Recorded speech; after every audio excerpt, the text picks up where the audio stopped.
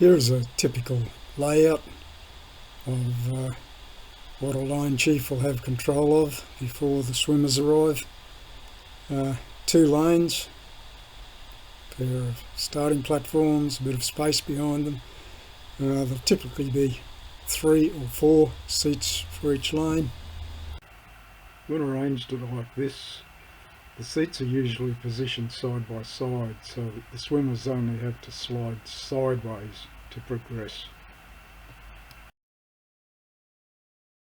The LaneChief will be identifiable by a high visibility vest normally, but sometimes they don't have those. The way you'll see who that is they'll be carrying a clipboard with a program on it.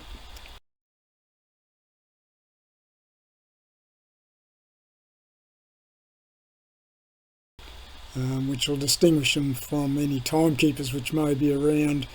They'll be carrying stopwatches most probably, and they'll be looking towards the start or wherever that is. Don't just go up to the nearest adult you can find and say, where am I? You should know, because you've written it on yourself somewhere, which lane you're going to be in, so it's going to be one of these 2. You go up to there and wait at the back for the LaneChief to call your name. So the routine procedure, we'll run through that in steps. Here we're skipping ahead a bit. We've called up the swimmers for 1, 2, 3, 4 races, and we've got a few more swimmers standing around that haven't been assigned yet. This is where the LaneChief has gone to the front and now has their check starters hat on to make sure that these swimmers are the right swimmers for those lanes for that heat.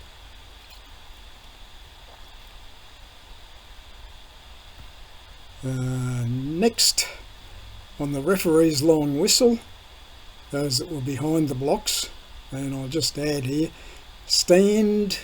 I'll go back.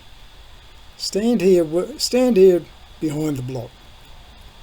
Don't straggle all over it. Don't sit on it. Don't stand up here with 1 foot on it. I know the senior swimmers think that's cool to do. Well, it's not.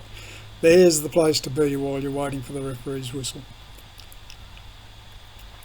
Referee's whistle, step up onto the platform. That's a bit oversimplified. Normally you'd step up onto a wall or bulkhead here and then sideways, whatever the arrangement is. LaneChief is still observing. After the start, these swimmers are swimming. And then what happens is the swimmers know to progress sideways by 1 chair. So the one that was in the front chair here now moves up behind the block, and the others move over progressively. And what we're left with then is empty chairs at the back. So then the LaneChief goes to the back of the lines and calls out the names of the swimmers that are required for these seats here for this heat. You can see they've moved up.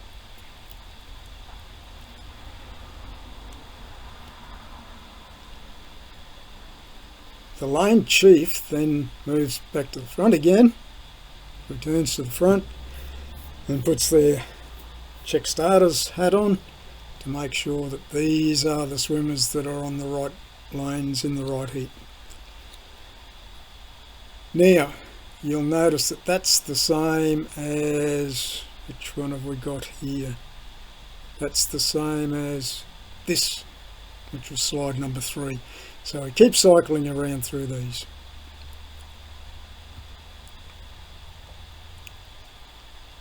To there again. That's routine. Now what happens when it's not routine? Here's 1, 2, 3, 4, 5 steps. where there's been one seat which is empty. That could be the result of there was no swimmer nominated for that lane, or the swimmer's been called and they're absent. I might mention here that you can get right up to here, and if the swimmer rushes around and says, "Where am I?" you can say you're there, and they can swim. I know it says in the conditions that you can miss your race if you're too late. That's because if the marshals have noticed that swims can be combined, they'll reorder the swimmers into the lanes, and if that's already happened and there are no spare lanes, well, there's nowhere for you to swim if you didn't turn up in time. So you can still be lucky. So okay.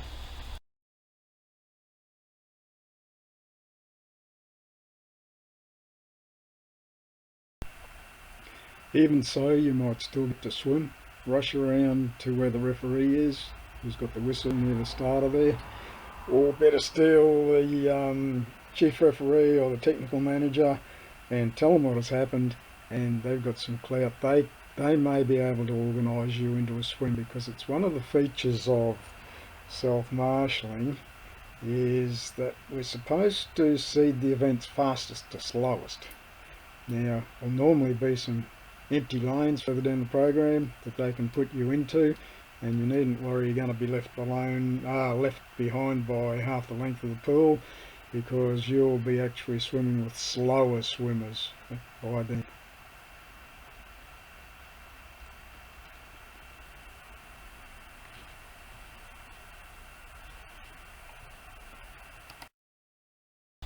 One empty seat. The next race starts. What's happened to you?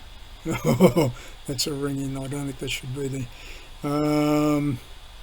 What's happened is, after we've filled our chairs again, that empty seat, everyone's moved along, that empty seat has to move along as though there was someone in it. You can see this little dotted line here says that this seat should be opposite that swimmer.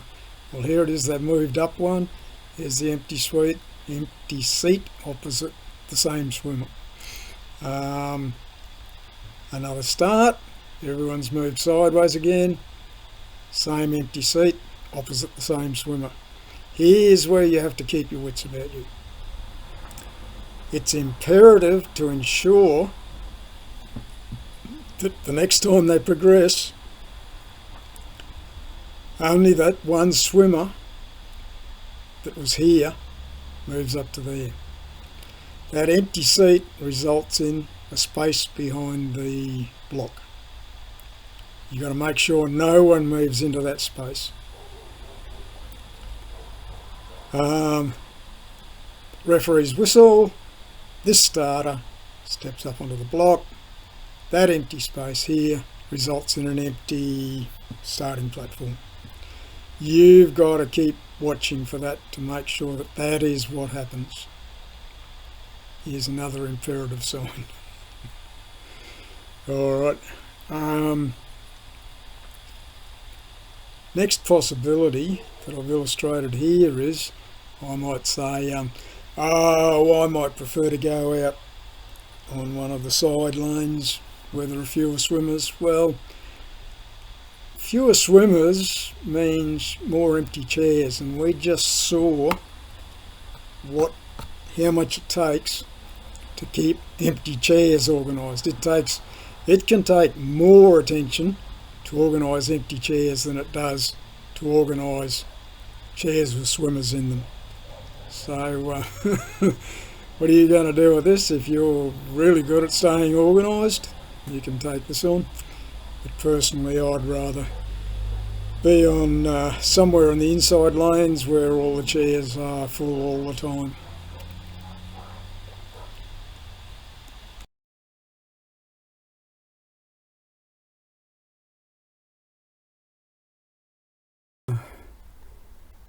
Check starters, some more information about how to go about being a check starter.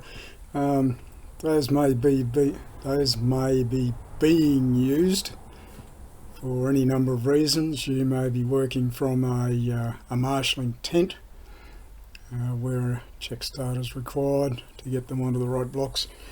It may be that if we're doing self-marshalling and the lane chiefs are not doing a complete job, we may still need check starters. In particular, when you think about it, with state titles and things like that, I don't know what the minimum age is there. It might be 10 or so. Anyway, for local swim meets, we can have novices down as young as 5 years old. And you can't expect very young swimmers to organise themselves very well, so you've got to help them and keep an eye on them the whole time. So in this first slide here is a layout that I've shown. This is a 6-lane pool. Here are the lanes. Here are the starting platforms. Represents a starter, represents the referee with the whistle. Over here are the positions. You may have those marked with mats. These are the positions for the swimmers who are going to be in the next race. They will wait there behind the blocks until they hear the referee's whistle. Behind there again, I've just put one row of seats. You may have one row.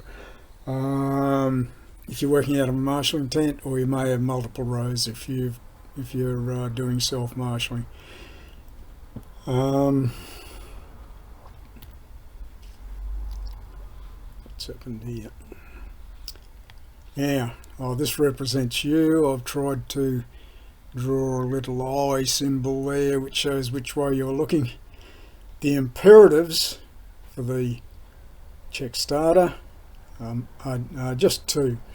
Get the swimmers onto the correct lane and in the correct heat. If any of this is not correct, the recording system can't correct it. It can't work out how to put that back how it should be.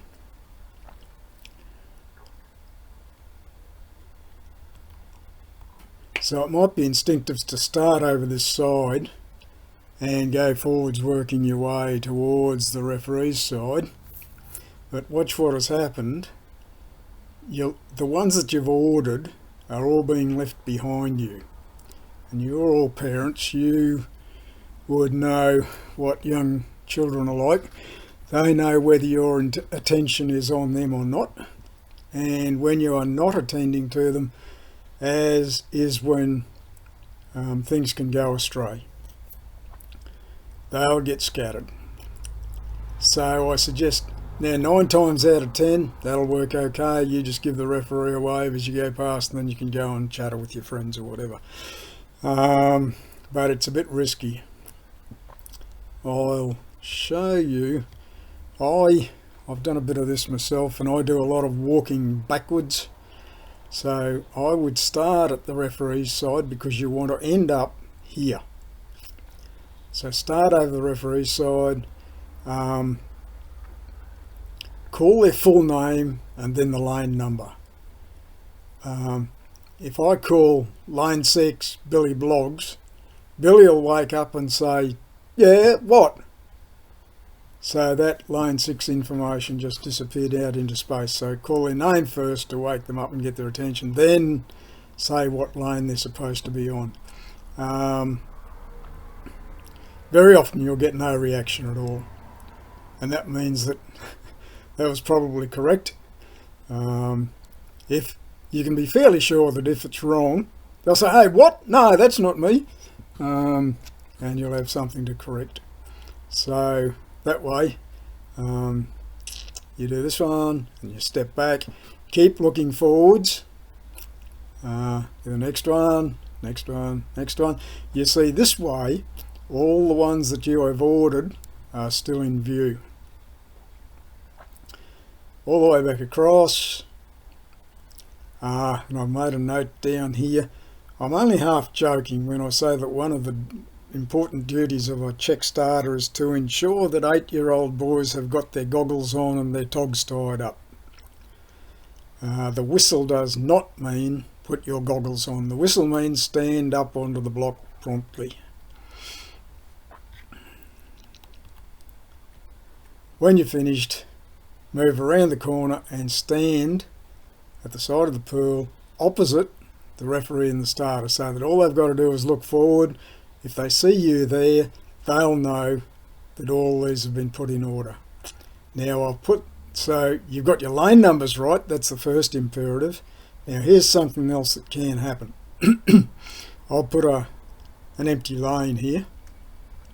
That could be because no swimmer was nominated, or it can be because the swimmer was not present when you were called. Now what happens is the referee blows the whistle for the start of the race. All these will stand up on the blocks. These in the seats will wake up and look up, and this one will see an empty block and go, "Oh, am I in this one?" Because they don't understand how the system works, and the imperative for them is that they must swim. They must not miss their race. So you've got to be watchful. You and the other officials, hopefully one of you will pick this up. If someone's jumped up out of a chair and jumped up onto a block, you've got to go around and tell them, no, go back to your seat, you're on the next one.